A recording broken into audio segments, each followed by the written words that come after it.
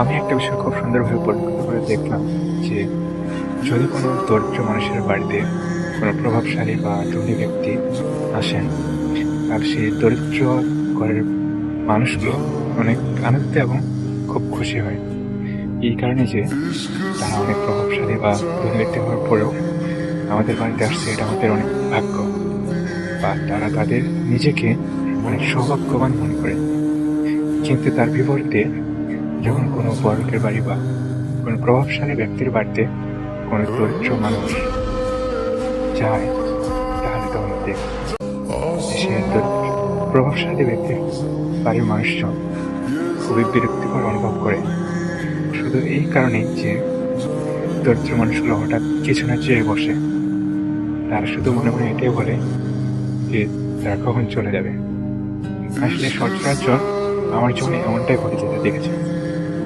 মানে যারা ধনী ব্যক্তি বা প্রভাবশালী ব্যক্তি হয়, তারা ম্যাক্সিমাম দেখেছি যে ছোট মনের মানুষ হয়ে থাকে। আর যারা দরিদ্র বা অসহায় মানুষ, তাদের মনটা সবসময় অনেক বড় থাকে।